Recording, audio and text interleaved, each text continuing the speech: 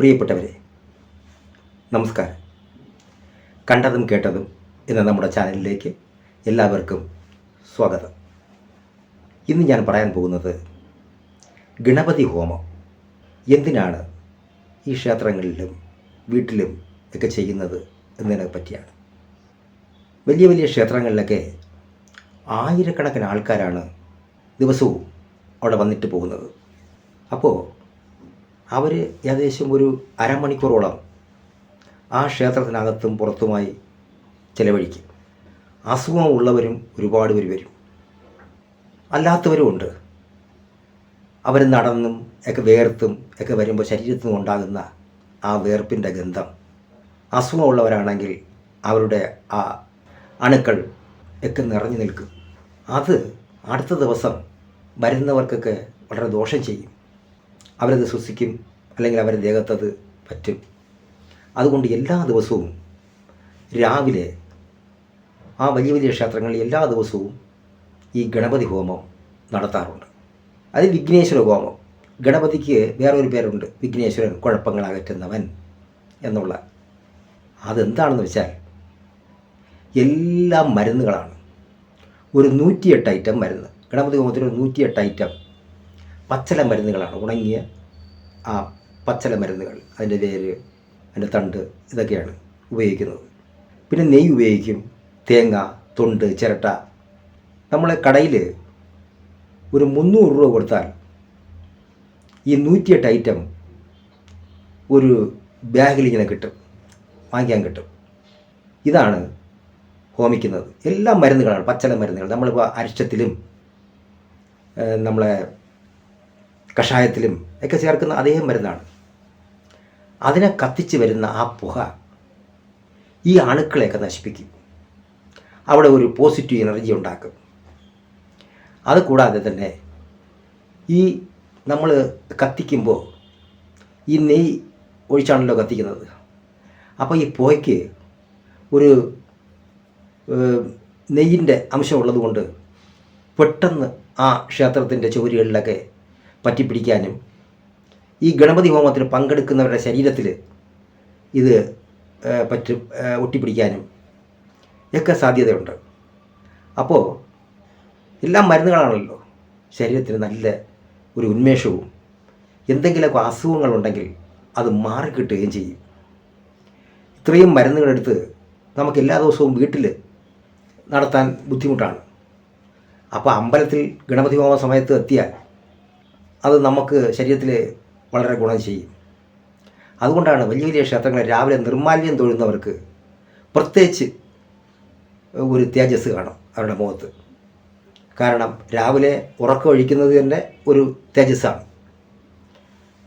പിന്നെ ഈ വന്ന് ഈ ഗണപതി ഹോമത്തിൽ പങ്കെടുക്കുമ്പോൾ ഈ പുകയൊക്കെ ശ്വസിച്ച് അങ്ങനെ വരുമ്പോൾ അവർക്ക് നല്ല ഒരു പോസിറ്റീവ് എനർജി ഉണ്ടാകും. മൊത്തത്തിൽ തന്നെ രാവിലെ സൂര്യൻ ഉദിക്കുന്നതിന് മുമ്പാണ് ഈ ഗണപതി ഹോമം ചെയ്യേണ്ടത്. ഈ ഗണപതി ഹോമം എന്തുകൊണ്ട് രാവിലെ ചെയ്യണമെന്ന് പറഞ്ഞാൽ, സൂര്യൻ ഉദിച്ചു കഴിഞ്ഞാൽ ഈ പുക, ഉടനെ കാറ്റ് അവിടെ ശക്തമായിട്ട് വരും. ഈ ഹോമം ചെയ്യുമ്പോൾ ഈ പുകയെല്ലാം അടിച്ച് പുറത്താക്കും. അപ്പോൾ അവിടെ ഇരിക്കുന്നവർക്കും ക്ഷേത്രത്തിന് യാതൊരു ഗുണവുമില്ല. വെറുതെ അങ്ങ് ചെയ്തു കാറ്റ് കൊണ്ടുപോയി എന്ന് പറയും പോലെ ആവും. ഒരു ഗണപതി ഹോമം ചെയ്യാൻ 2.5 മണിക്കൂർ വേണം. കാരണം ഓരോ മരുന്നും കത്തി അമർന്നതിന് ശേഷമാണ് അടുത്ത മരുന്നിടാൻ. അങ്ങനെ നോക്കുമ്പോൾ ഒരാൾ സപ്പോർട്ട് ചെയ്യണം. കാരണം ഇത് പൊതിയെല്ലാം അഴിച്ച് കൈ കൊടുക്കുമ്പോൾ ആ പൂജാരി ഇതിലോട്ട് അർപ്പിച്ചുകൊണ്ടിരിക്കും. എന്നാൽ മാത്രമേ അത് ഗുണമുള്ളൂ. ഇപ്പോൾ സാധാരണ ചെയ്യുന്നത് എല്ലാം കൂടെ വാരി ആ ഹോമകുണ്ടത്തിൽ വെച്ചിട്ട് കമ്പത്തിന് തീ കത്തിക്കുമ്പോൾ ഒരു കത്തിപ്പാണ്. 5 മിനിറ്റ് കൊണ്ട് ഗണപതി ഹോമം തീർന്നു. ഏതൊരു ഗുണവുമില്ല. അത് വെറുതെ അങ്ങ് കത്തി അമർന്നങ്ങ് പോകും. അതിന് കുറേ സമയമെടുത്താണ് ചെയ്യേണ്ടത്. അതും സൂര്യൻ ഉദിക്കുന്നതിന് മുമ്പായിരിക്കണം ഇത് ചെയ്ത് തീർക്കേണ്ടത്. വീടുകളിലും നമ്മൾ ചെയ്യാറുണ്ട്. അത് എപ്പോഴും പറ്റിയില്ലെങ്കിലും വീട് പുതുതായിട്ട് വെച്ചിട്ട് ആ പാല് കാച്ചിൻ്റെ അന്ന് രാവിലെ ഇത് ചെയ്യാറുണ്ട്. അത് എന്താണെന്ന് വെച്ചാൽ, നമ്മളൊരു പുതിയ സ്ഥലത്ത് ഒരു വീട് വയ്ക്കുമ്പോൾ അവിടെ പല ഉൽപ്പന്നങ്ങൾ, മരം, മണ്ണ് പല സ്ഥലത്തു നിന്നും കൊണ്ടുവരുന്നതാണ്. പെയിൻ്റ് അടിക്കും, ഈ പെയിൻറ്റ് പണ്ടൊക്കെ കക്ക നീറ്റിയുള്ള വെള്ളയാണ് ഉപയോഗിച്ചിരുന്നത്. അതിൻ്റെ ഗുണം വേറെയാണ്. ഈ വൈറസ് ബാക്ടീരിയയൊക്കെ വരണതിനെ പിടിക്കും. ഈ കക്കയ്ക്ക് അങ്ങനെയുള്ള ഒരു ഗുണമുണ്ട്. ഇന്ന് അതല്ല, ഇന്ന് കെമിക്കലാണ്, എല്ലാം കെമിക്കൽ. മണം, അതിൻ്റെ ഒരു സ്മെല്ലെന്ന് പറയുന്നത് നമുക്ക് തല പെരുത്തു പോകും. എല്ലാം കെമിക്കലാണ് ചേർക്കുന്നത് ഇന്നത്തെ പെയിൻറ്റ്, പോളിഷ്. അപ്പോൾ വീട്ടിൽ പെയിൻറ്റൊക്കെ കഴിഞ്ഞ് നോക്കുമ്പോൾ ഒരു വല്ലാത്ത മണമായിരിക്കും. അത് മണമല്ല, അത് വീട്ടിൽ പുതുതായിട്ട് താമസത്തിന് വരുമെങ്കിൽ അത് ഇവനെ കിടപ്പിലാക്കും. അത് നമുക്കറിയാം. ഇത് ചെയ്യാത്ത വീടുകളിലൊക്കെ അവർക്ക് പുതിയ വീട്ടിൽ താമസത്തിന് വന്നാൽ ഉടനെ അടുത്ത കുട്ടികൾക്കെങ്കിലും ആശുപത്രി ചിലവുണ്ട്. അങ്ങനെ വരാതിരിക്കാനാണ് ഈ വിഘ്നേശ്വര ഹോമം നടത്തുന്നത്. ഈ മരുന്നുകൾ കത്തി വരുന്ന ആ പുക ആ ചുവരിലൊക്കെ ഒട്ടിപ്പിടിക്കും. അവിടെ ഉണ്ടാകുന്ന ആ വല്ലാത്തൊരു നാറ്റം ഉണ്ടല്ലോ, ഇതിനെല്ലാം ഇവൻ അബ്സർവ് ചെയ്യും. ഈ ഹോമം ചെയ്യുമ്പോൾ നെയ്യ് അപ്പോഴപ്പോഴായിട്ട് ഇങ്ങനെ ഒഴിച്ചു കൊടുക്കും. ആ ഒഴിക്കുന്ന ആ പൂജാപാത്രത്തിൽ ഈ പുക ഒട്ടിപ്പിടിക്കും. ഇത് ഒരു ഇലയിൽ അവരിങ്ങനെ മാറ്റി ഓരോ തുള്ളി തുള്ളിയായിട്ട് ഇങ്ങനെ വയ്ക്കും. ഇത് അവസാനം അതിൻ്റെ ചുറ്റും ഒരു ദർഭയിടും. ആ ദർഭയും കൂടെ ചേർത്ത് കരിച്ച് ഒരു കരിപ്പൊട്ടുണ്ടാക്കി വയ്ക്കും അവിടെ. ഇതാണ് പ്രസാദമായിട്ട് കൊടുക്കുന്നത്.